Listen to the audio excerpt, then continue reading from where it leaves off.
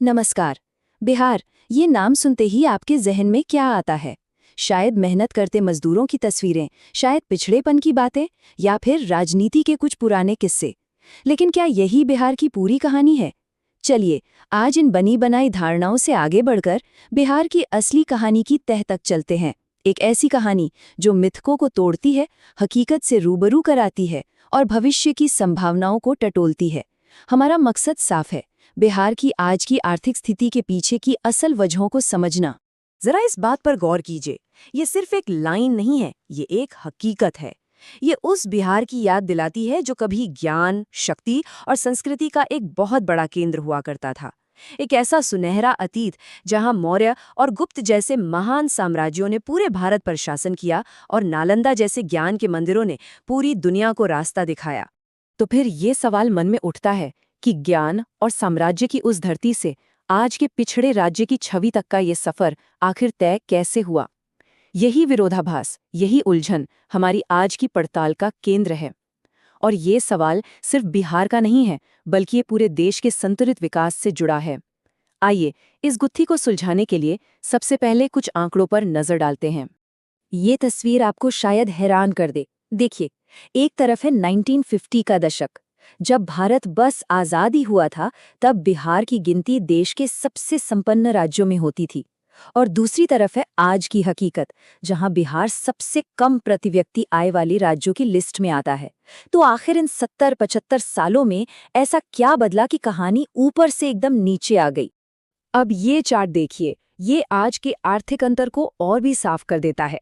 यहाँ बिहार की प्रति व्यक्ति जीडीपी का ये छोटा सा बार है।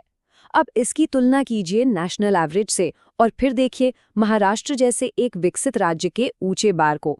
ये जो खाई दिख रही है ना, ये सिर्फ नंबरों की नहीं है, ये वो जमीनी हकीकत है जो करोड़ों लोगों की जिंदगी पर सीधा असर डालती है। तो इस पूरी जटिल कहानी को ठीक से समझने के लिए हम एक सफर पर निकलेंगे जिसके 5 पड़ाव होंगे। सबसे पहले हम बिहार के शानदार अतीत में झांकेंगे, फिर उन वजहों को खोदेंगे जिन्होंने विकास की रफ्तार को धीमा किया। हम पलायन की सच्चाई को समझेंगे, फिर बदलते बिहार की एक नई झलक देखेंगे और आखिर में भविष्य की राह पर बात करेंगे। तो चलिए सफर शुरू करते हैं पहले पड़ाव से, स्वर्णिम अतीत की परछाई। क्योंकि किसी भी जगह के आज को समझने के लिए उसके कल में झांकना बहुत जरूरी है। और यकीन मानिए, बिहार का अतीत सच में असाधारण रहा है। इस टाइमलाइन पर एक नज़र डालें तो बिहार की महान ऐतिहासिक यात्रा की एक झलक मिलती है। मगध साम्राज्य के उदय से लेकर मौर्य और गुप्त काल के स्वर्ण युग तक ये भूमि ताकत और समृद्धि का दूसरा नाम थी। नालंदा विश्वविद्यालय तो ज्ञान का ऐसा समंदर था जहां दुनिया भर से विद्वान अपनी प्यास बुझाने आते थे।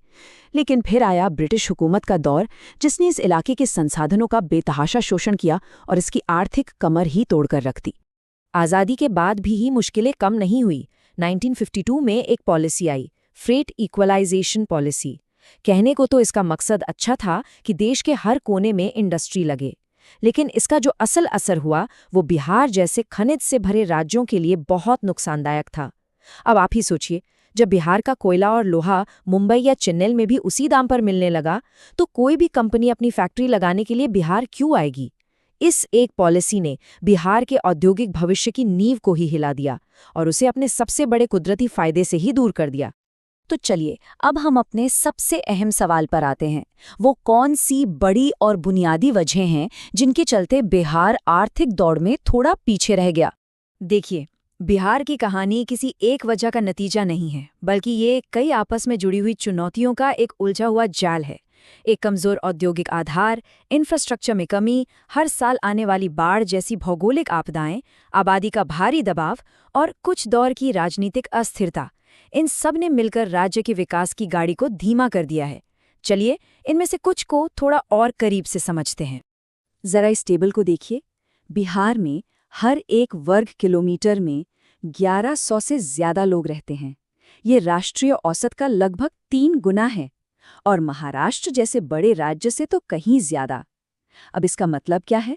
सीधा सा मतलब है हर चीज पर जबरदस्त दबाव, चाहे वो जमीन हो, पानी हो, स्कूल, अस्पताल या फिर सबसे जरूरी नौकरियां हों। और फिर है भूगोल की एक बहुत बड़ी चुनौती। ये आंकड़ा सच में हिला देने वाला है। कल्पना कीजिए कि उत्तरी बिहार के 76% आबादी यानी 3/4 से भी ज्यादा लोग हर साल बाढ़ के साए में जीते हैं। ये सिर्फ एक प्राकृतिक आपदा नहीं है, ये एक ऐसा दुष्चक्र है जो विकास को बार बार पीछे धकेलता है। हर साल बाढ़ आती है, घर, फसलें सब तबाह कर जाती है और विकास की गाड़ी को फिर से वहीं लाकर खड़ा कर देती है जहां से वो चली थी। इन सबके साथ 1990 का दशक बिहार के लिए राजनीतिक और सामाजिक तौर पर एक बहुत उथल-पुथल वाला दौर था। उस समय कानून और व्यवस्था की बिगड़ती हालत ने एक ऐसा माहौल बना दिया था जिसमें कोई भी बाहर से आकर पैसा लगाने से डरता था। जाहिर है, इसने राज्य के आर्थिक विकास को कई साल पीछे कर दिया। और जब घर में मौके कम हो जाते हैं तो इंसान क्या करता है? वो मौकों की तलाश में घर से बाहर निकलता है। यहीं से बिहार की कहानी का वो अध्याय शुरू होता है जिसे सब जानते तो हैं पर शायद पूरी तरह समझते नहीं, और वो है पलायन की हकीकत। 1 करोड़ से ज्यादा। जरा इस संख्या के बारे में सोचिए। ये एक अंदाजा है उन बिहारियों का जो अपना घर परिवार छोड़कर देश और दुनिया के अलग अलग कोनों में रोजी रोटी कमा रहे हैं। ये संख्या अपने आप में बिहार की जमीनी हकीकत और मौकों की कमी की कहानी कहती है। अक्सर पलायन को एक नेगेटिव नज़र से देखा जाता है, इसे ब्रेन ड्रेन कहा जाता है। लेकिन ये सिक्के का सिर्फ एक पहलू है। इसका दूसरा और बहुत अहम पहलू ये है कि यही पलायन लाखों परिवारों के लिए एक सर्वाइवल स्ट्रैटेजी है, यानी जीने का जरिया है।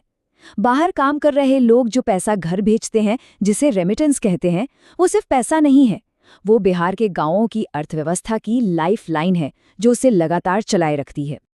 अच्छा, चुनौतियों की बात तो बहुत हो गई, पर क्या तस्वीर सिर्फ इतनी ही धुंधली है? जी नहीं। पिछले कुछ सालों से बिहार में एक खामोश लेकिन मजबूत बदलाव की आहट भी सुनाई दे रही है। चलिए अब जरा बदलते बिहार की इस नई तस्वीर पर भी नजर डालते हैं। ये चार्ट एक बहुत ही पॉजिटिव कहानी बता रहा है। आप देखिए, पिछले 1 दशक में बिहार की आर्थिक विकास दर देश के सबसे तेज राज्यों में से एक रही है। कई बार तो ये डबल डिजिट में पहुंची है और इसने राष्ट्रीय औसत को भी पीछे छोड़ दिया है। ये एक साफ संकेत है कि अब राज्य की अर्थव्यवस्था ने रफ्तार पकड़नी शुरू कर दी है। और ये विकास अब जमीन पर भी दिखने लगा है। पिछले कुछ सालों में इंफ्रास्ट्रक्चर, खासकर सड़कों और पुलों के नेटवर्क में तेजी आई है। कानून और व्यवस्था की स्थिति पहले से बेहतर हुई है। शिक्षा के क्षेत्र में भी विस्तार हो रहा है और पटना जैसे शहरों में एक नया और वाइब्रेंट स्टार्टअप कल्चर भी पनप रहा है। ये सब मिलकर एक सकारात्मक बदलाव की तरफ इशारा कर रहे हैं। और बिहार के पास एक ऐसा खजाना है जिसे अभी पूरी तरह से तराशा जाना बाकी है, और वो है टूरिज्म।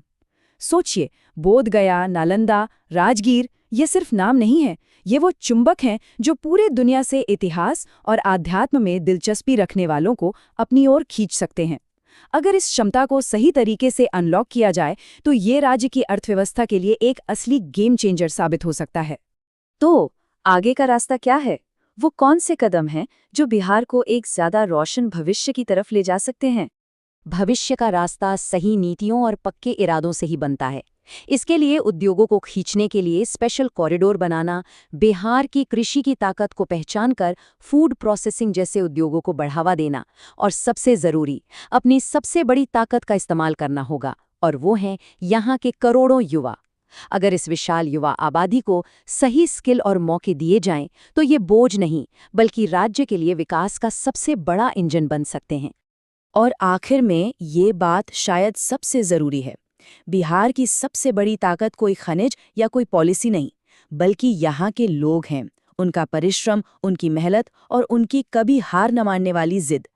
बिहार का भविष्य उसकी समस्याओं से नहीं बल्कि इसी अदम्य भावना से लिखा जाएगा। तो हम घूम फिर कर वहीं आ गए जहां से हमने ये सफर शुरू किया था। क्या बिहार पिछड़ा है या ये एक मुश्किल लेकिन जरूरी बदलाव के दौर से गुजर रहा है? शायद इसका जवाब हाँ या ना में है ही नहीं, शायद बिहार दोनों है। एक ऐसा राज्य जो आज भी अपनी पुरानी चुनौतियों से लड़ रहा है, और साथ ही एक ऐसा राज्य भी जो एक नए सवेरे की तरफ धीरे धीरे ही सही पर लगातार अपने कदम बढ़ा रहा है। इस पर सोचने की जरूरत है।